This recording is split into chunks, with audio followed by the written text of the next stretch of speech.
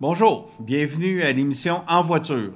J'espère que les émissions à date vous ont plu. Vous avez remarqué sûrement cette année qu'on est très dédié à la voiture électrique. C'est sûr qu'on dans les rumeurs et nouvelles, vous parle des voitures en général. Dans les émissions, on a fait beaucoup de travail lors du salon à Montréal. On va continuer aujourd'hui avec la dernière partie du reportage. J'espère que ça vous plaît. C'est très axé électrique, comme je le disais, mais on touche aussi à d'autres véhicules qui ne sont pas nécessairement des autos. On a profité de toutes les choses qui étaient en exposition à ce moment-là. Fait que je pense que c'est intéressant aussi de dire que l'électricité, ce ne sera pas juste les autos, c'est des vélos, c'est différents types de véhicules. Donc, on a des petits reportages là-dessus. Fait qu'aujourd'hui, en deuxième partie d'émission, après les rumeurs et nouvelles, nous allons continuer avec la dernière portion de ce reportage. Maintenant, dans les rumeurs et nouvelles, cette semaine, premièrement, il y a une petite mise en garde des agences de protection des consommateurs, surtout canadiens, qui prévient les Canadiens de faire attention aux voitures qui vont venir de l'extérieur, qui vont venir des États-Unis, en pensant faire des aubaines fantastiques. Il y a plusieurs voitures, en tout cas on soupçonne qu'il pourrait y avoir plusieurs voitures qui viennent des zones qui ont été inondées aux États-Unis. Ces véhicules-là ont subi des inondations, ont été rachetés par les assurances, et on sait souvent que ces véhicules-là sont plus ou moins camouflés ou camouflés. Sont légalement exportés au Canada comme étant des voitures accidentées, mais à ce moment-là, ils vont être accidentés, donc on appelle une perte totale. Donc, ici, sur le marché, on peut les réparer. Mais ces véhicules-là n'ont pas besoin tellement de réparation parce que l'acier n'est pas touché du tout. Par contre, les agences nous avertissent que d'acheter ces véhicules-là, qui peut sembler une aubaine, il faut faire très attention. C'est souvent de l'eau salée qui est rentrée là-dedans. Les composantes électriques, électroniques ont été affectées. Et avec le temps, on pourrait vraiment avoir de sérieux ennuis électriques, très dur à détecter, savoir c'est quoi, c'est quel sensor, c'est quel ordinateur, c'est quelle partie, et aussi très dispendieux. Fait que c'est une petite mise en garde, puis je trouvais ça important de vous le rappeler. Des fois, une aubaine n'en est pas nécessairement une. Dans les autres nouvelles et rumeurs, on sait que la plateforme chez FCA, Fiat Chrysler Automobile, la plateforme de la Challenger et de la Charger se font un peu vieillissantes, malgré que très performantes. On a sorti des véhicules à 700 un peu plus HP et même plus dans certaines versions qui sont quasiment des semi-compétitions. Donc, on dit que la prochaine plateforme sera très probablement la même plateforme que la Maserati Ghibli. Excusez la prononciation, Ghibli. Ouais, Maserati Ghibli. Donc, c'est pas peu dire. Ça serait une très belle architecture. Traction arrière, propulsion, devrais-je dire, c'est une propulsion. Donc, on a hâte de voir ça, mais les nouveautés chez Fiat Chrysler sont très lentes à sortir. On parle de début 2021. Donc, ça a le temps encore peut-être de changer d'idée. Si on dit début 2021, il faut imaginer que ça sera une 2022. Fait que c'est pas pour demain qu'on va voir ça, mais c'est la tendance. Par contre, ce qu'il faut retenir d'une rumeur comme celle-là, c'est qu'il n'y a pas d'autre chose de prévu avant ça. Donc, ces plateformes-là vont vraiment être dures rendues à ce moment-là. L'autre semaine, je vous ai montré la AMG Project One de Mercedes. C'était juste une architecture mécanique avec un moteur de Formule 1 puis des propulsions électriques. J'ai maintenant trouvé quelques photos de ce que pourrait avoir l'air la voiture. Écoutez, c'est vraiment un look, disons, à la Ferrari, à la Maserati ou des choses ou McLaren, devrais-je dire. Donc, c'est un look vraiment agressif d'une voiture sport comme on n'en voit pas. Donc, même l'intérieur, si on regarde l'intérieur, le volant fait penser beaucoup à un volant de Formule 1 avec tous les boutons directement pour les changements de vitesse et tout. Fait que, disons que c'est pas la voiture de Monsieur Tout-le-Monde du lundi au mardi, mais certaines personnes très fortunées pourront se l'offrir. Et ce qu'il faut toujours dire aussi, quand on voit les voitures excessivement dispendieuses ou du très haut de gamme, de toute manière, ces véhicules-là, les technologies qui sont développées dans ce type de véhicules-là, qui sont très dispendieux au départ, vont se retrouver souvent dans nos véhicules dans 5, 8, 10 ans, parce que le volume, la connaissance de la technologie va faire que ça va rendre ça abordable. Donc, de voir ces véhicules-là toujours continuer à arriver sur le marché, pour des gens plus fortunés, il faut aussi s'en réjouir. Ça veut dire que nous aussi, on aura accès à des véhicules plus technologiques dans quelques années. La Ford Ranger qui devrait faire son retour sur notre marché dans un genre de pick-up intermédiaire. Je pense qu'il y a beaucoup de gens qui aimeraient ça, avoir un pick-up un petit peu moins gros que ce qu'on a aujourd'hui. Pour l'instant, on nous parle d'un moteur de 2 litres twin turbo diesel. Une des options. Je suis un peu surpris parce qu'avec le Dieselgate de Volkswagen, la popularité du diesel semble très chancelante dans le moment. Par contre, je peux imaginer aussi qu'un fabricant qui avait déjà mis ses billes dans cette direction-là, dire on va offrir un moteur diesel 2 litres turbo performant, donc ça ne veut pas dire qu'il ne sera pas là. Pour l'instant, il semble toujours être dans le catalogue. On va changer un petit peu de créneau. On va rester dans le 4 roues, mais un 4 roues un peu différent, un kart. Je vous en parle un peu parce qu'on est ici à Valcourt et ça nous touche pas directement, on va dire un peu de loin parce que Rotax, qui est le fournisseur de moteurs de tous les produits récréatifs de BRP, vient de lancer, il y a à peu près 2 semaines, un kart électrique. Moteur de 2,5 kWh, une performance jusqu'à 20 kW. Très, très, très performant. 0-100 en 3,5 secondes. Je pense qu'on doit rester assez bien collé au siège. C'est un marché intéressant parce que le kart est un petit peu moins populaire ici en Amérique, mais est extrêmement populaire en Europe, où ce que Rotax est situé. Si tu veux un jour accéder à la Formule 1 puis à la course, c'est un très, très bon chemin de commencer par le kart très jeune. Donc, avec ce système-là électrique, ça va pouvoir permettre de faire du kart à l'intérieur, de faire du kart sans bruit. Je pense que c'était très intéressant. C'est un marché très, très, très prometteur. Et évidemment, on va pouvoir se concentrer encore plus sur la conduite que sur des modifications moteurs pour gagner le 10e des kilowatts nécessaire pour être capable de faire des dépassements dans une courbe serrée. Avec un moteur électrique, si on veut faire ça, ben c'est plus facile, c'est de l'électronique, il y a moins de réajustement, on sait c'est quoi un moteur à combustion, les carburations et tout, ça devient un peu complexe. Donc, avec ça, c'est vraiment intéressant. Je pense que VRP, avec un petit tournin électrique dans ce segment-là, a des chances de faire une bonne performance. Continuons encore dans les véhicules électriques. General Motors a annoncé la semaine passée, pas la semaine prochaine, que dans les prochaines années, d'ici 2023, là, on regarde ça, on est en 2017, on est au retournant de 2018 dans quelques mois, il n'y aura pas moins que 20 nouveaux véhicules électriques que le GM s'apprête à annoncer. Donc, regardez, il y a une tendance lourde là-dedans. Évidemment, il y aura des véhicules directement pour la Chine, parce que le gouvernement chinois a mis des lois, il va y avoir des quotas de minimum de véhicules électriques que les manufacturiers devront vendre.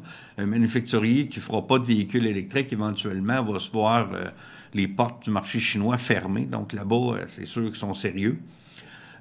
Mais 20 véhicules, c'est quand même important. Le prochain qui est annoncé, c'est une version SUV de la Bolt. La Bolt, on va faire un petit essai dans les prochaines émissions, vous allez voir ça. Une version SUV de la Bolt avec une batch Buick. Ça va être intéressant aussi. Les SUV sont très à la mode. En terminant, je vous laisse avec une image un petit peu brouillée. C'est normalement, on appelle ça des photos espions, mais quand il n'y a pas de couverture sur le véhicule, c'est sûrement un peu voulu. C'est un camion semi-remorque très futuriste de nul autre que Tesla. Donc, si on regarde ça, un camion remorque électrique serait intéressant, surtout pour les régions urbaines, on pense à la pollution et tout, là. Donc, c'est sérieux. On voit le prototype, là, c'est pas un trucage, c'est un prototype de Tesla d'un camion électrique. Fait que ça veut dire que c'est pas juste pour l'automobile électrique. Fait que ça met fin à notre rumeurs et nouvelles pour cette semaine. On regarde ensemble la dernière portion du reportage sur le Salon des véhicules électriques de Montréal. Bon visionnement. C'est un quadricycle électrique OK. pendulaire. C'est une innovation mondiale. C'est un véhicule qui est équipé de 4 roues indépendantes, directrices et motrices, avec un moteur de 1000 watts, donc vous avez 1 kW par roue. Donc vous avez une puissance de 4 kW au complet. Dans la nacelle est située la batterie. La nacelle est elle-même placée sur un axe réglé avec des câbles, ce qui lui permet d'avoir une inclinaison maximale pour passer les ravins et toutes sortes de pentes jusqu'à 70% d'inclinaison. Ah ouais. Ça fait un angle de 26. 26 degrés. 26 degrés, avec 70%. Une autonomie de à peu près 4h30. 4h30? 4h30 d'autonomie avec 2 heures de recharge. On a une batterie en fer phosphate, qui est une batterie de dernière génération. Il n'y a pas de déchets toxiques, elle ne peut pas brûler, elle ne peut pas exploser. Et si vous vous servez de votre swing car pendant 4h30 tous les jours, vous avez jusqu'à 3000 cycles de recharge, donc ça fait 7 ans et demi d'utilisation. Donc vous partez tranquille. La batterie est située dans la nacelle et elle est dans un bloc de plexiglas étanche. Donc vous pouvez frôler de l'eau, il n'y a pas de problème, quoi. Vous parliez tantôt avec la madame, 18 500 $. 18 800 $. Prix de vente public. OK. Voilà. OK. Et c'est garanti 2 ans. Puis vitesse de roulement, quoi? C'est 30 km/h. Et vous avez un couple, pour aller un peu plus loin, vous avez un couple de 340 Nm. C'est l'équivalent d'un 2 litres diesel. Ah ouais. Donc c'est pour ça que vous avez une force de... Là on voit bien les rotules à l'arrière qui font le balancement. Donc les applications du swing car sont très diverses et très variées. Donc comme vous pouvez le constater ici, il y a l'amusement, le fun. Vous avez les handicapés, paraplégiques, tétraplégiques. Ici vous voyez le modèle hémiplégique. Donc juste avec un joystick on peut se déplacer en ville, etc. Vous avez sécurité civile, agriculture, militaire. Et puis voilà, ça c'est le drone. On a équipé un drone, c'est un follower ici. Et lorsqu'on peut embarquer quelqu'un blessé, on peut mettre du matériel pour la chasse, pour aller camper, etc. dans des endroits très difficiles d'accès. Et là, votre swing car vous suit. Donc on a multiples applications, agriculture, motoculture. Mais un swing car peut suivre par exemple un piéton. On s'en va à la chasse, on a beaucoup de matériel, on met ça dedans puis il nous suit. C'est ça. Ça marche avec des jouets là-dessus, c'est ça? Ça marche avec des... C'est pas une suspension. Si, vous avez une suspension. Oui, c'est dans, c'est des... Alors ça, ce sont des joints de caoutchouc aussi. Ouais, enfin, ça a changé, ça c'est un prototype. Parce que là on a fait de la fonderie de l'aluminium, ça c'était la première photo d'un prototype qu'on a repris parce que la photo était extraordinaire avec le blanc derrière. Mais les nouveaux sont avec des suspensions de trial à ressort et à gaz et sont beaucoup plus performantes que ces modèles-là. La compagnie de Simon, de la compagnie Flow, c'est bien ça? Oui. Vous êtes vendeur, distributeur, je ne sais pas trop, de bornes électriques? En fait, on est, plus que ça, on est fournisseur de services de recharge et vraiment, à tous les endroits où les conducteurs de voitures électriques sont susceptibles de se recharger, nous, on va amener des services de recharge, que ce soit à la maison, au travail et sur la route. OK, au travail, donc soit pour des compagnies ou soit pour on va appeler des places pour, on va appeler des rest areas, là, des endroits pour arrêter, des choses comme ça. Vous pouvez fournir les bornes de recharge. Exactement. Donc, si on parle au niveau du consommateur, une borne de recharge de maison, ça marche sur le 220 volts, j'imagine? Oui, exactement. Ça va coûter combien là, avec peut-être des subventions ou peut-être pas de subventions? Comment ça fonctionne exactement au Québec?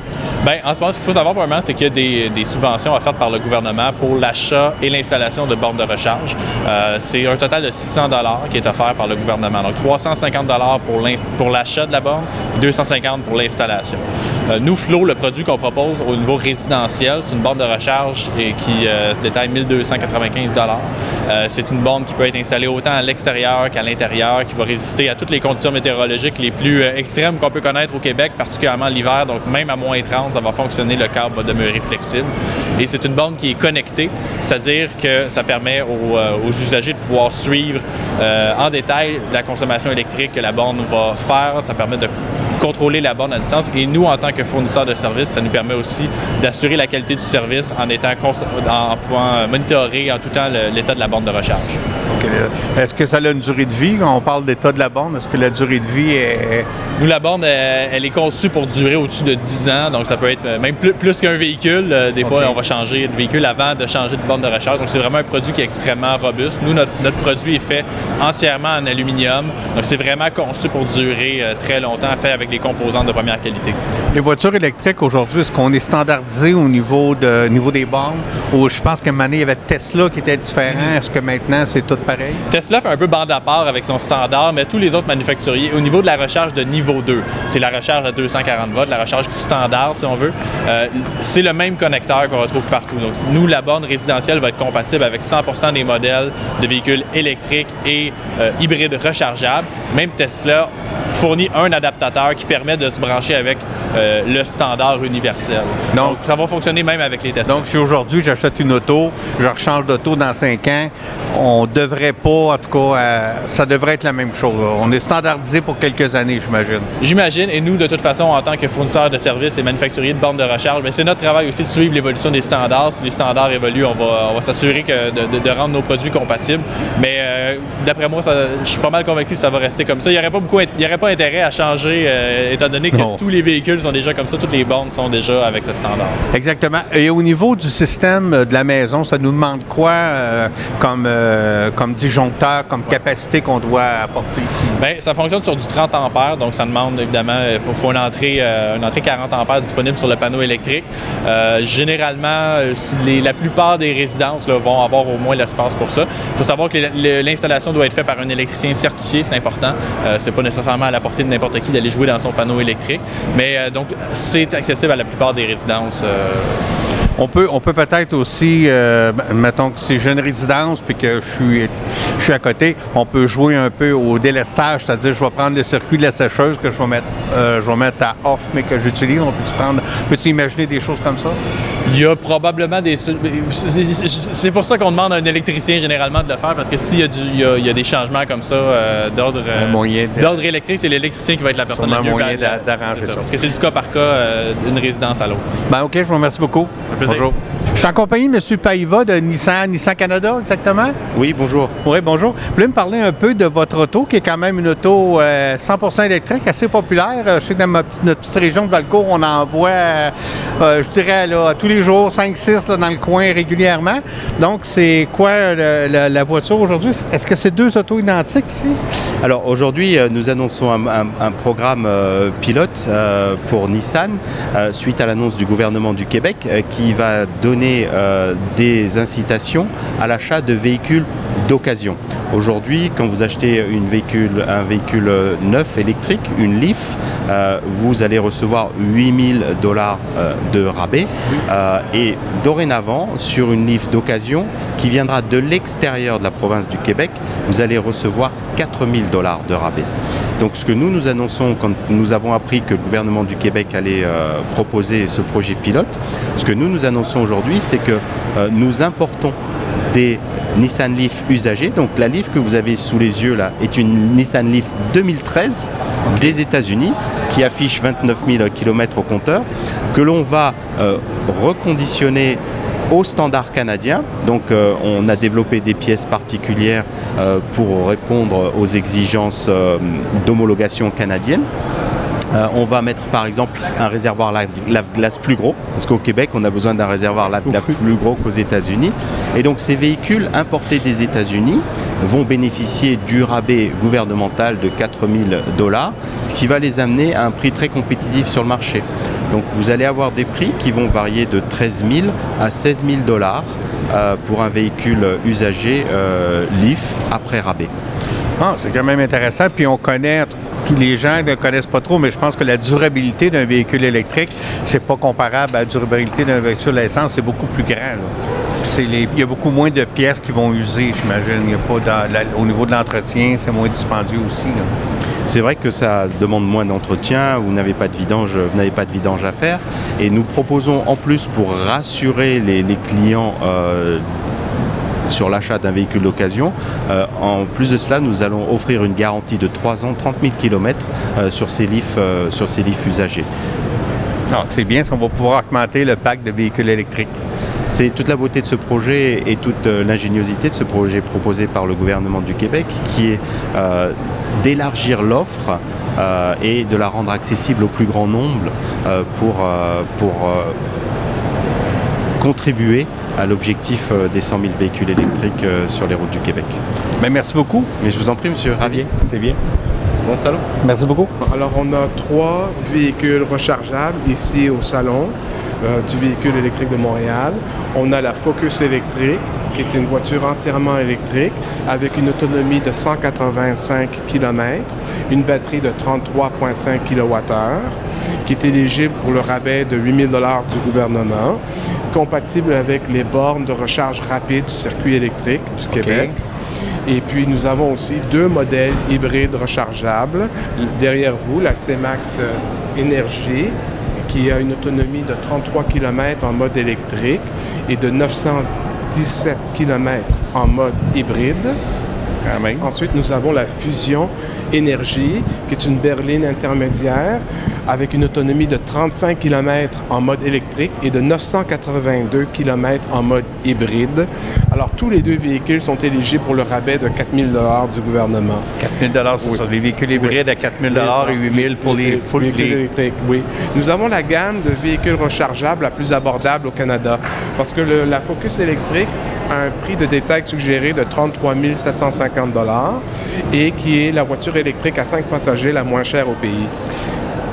Le 8 000 $ est inclus? Ou? Non, non. Okay. Vous soustrayez le 8 000 $ du 33 750. Okay, et puis la C-Max Énergie qui a un prix de 31 500 $ et vous soustrayez le rabais de 4 000 $.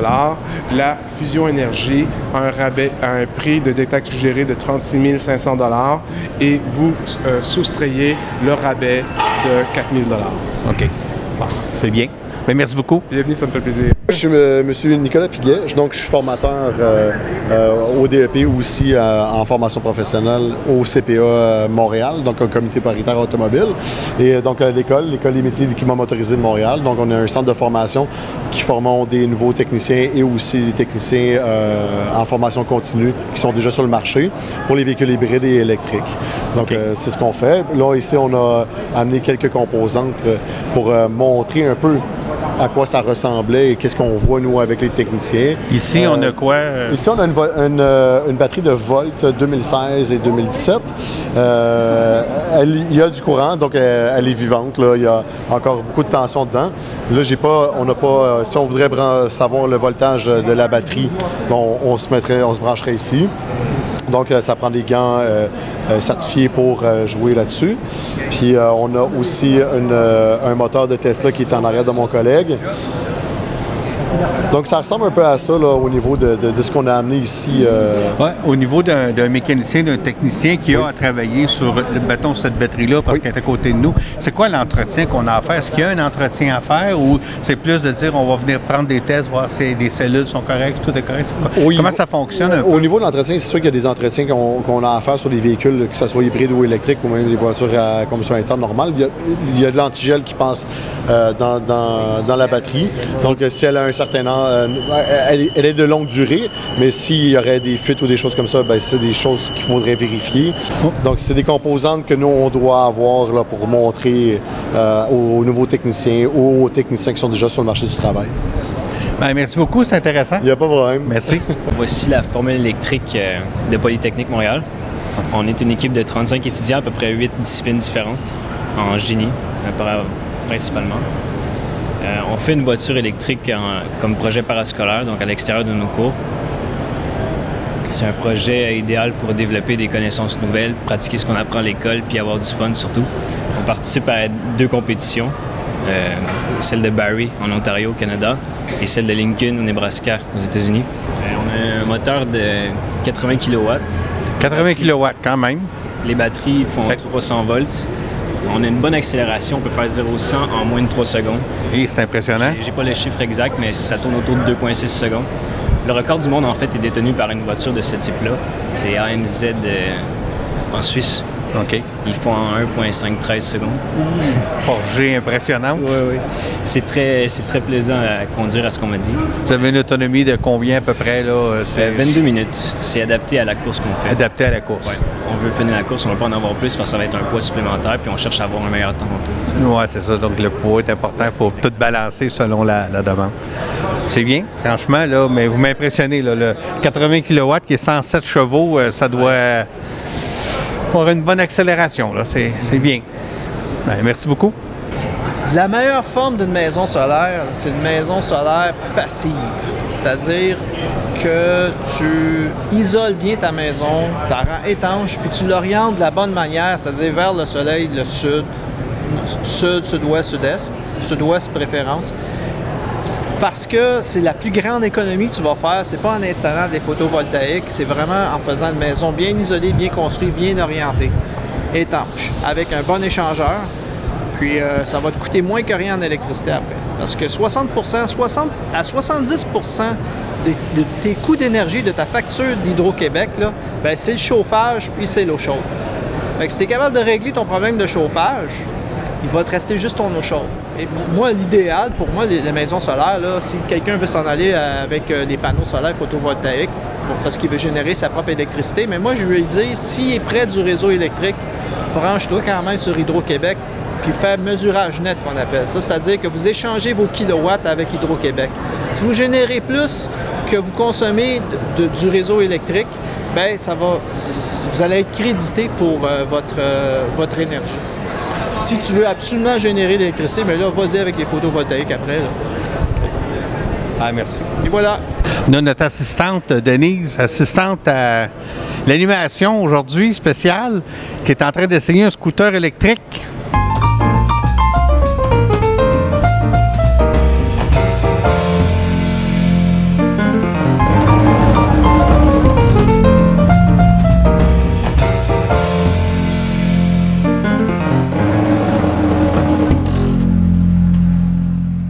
Ton impression, Denise? Ah ben c'est le fun, ça fait pas de bruit, tu sais, on n'entend même pas le moteur, là, on entend juste un petit ouh. Puis tu as réussi à aller à quelle vitesse? Oh, j'allais à peu près 15-20 km/h. 15-20 km. Parce qu'ici, c'est glissant un peu. Oui, c'est un genre de terrazzo, là. Oui, c'est ça.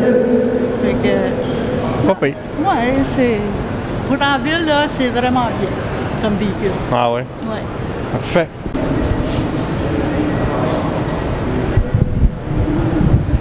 Ça a quand même une très bonne accélération, hein? C'est surprenant. Mais c'est un peu déroutant de ne pas être assis. Oui. Mais quand on compare les positions, on est un peu assis. Debout, on est confortable. J'espère que ces reportages sur le Salon de Montréal vous ont plu. C'était la dernière portion qu'on a vue cette semaine. Il y a beaucoup d'informations. Je pense que c'est intéressant. On vous revient avec En voiture la semaine prochaine, avec un reportage, comme je vous disais, sur la voiture électrique, la Bolt de GM, qui est considérée aujourd'hui comme probablement la voiture électrique dans les voitures abordables, celle qui a une plus grande autonomie. On va regarder ça ensemble la semaine prochaine. Donc, soyez prudents sur nos routes. À la semaine prochaine.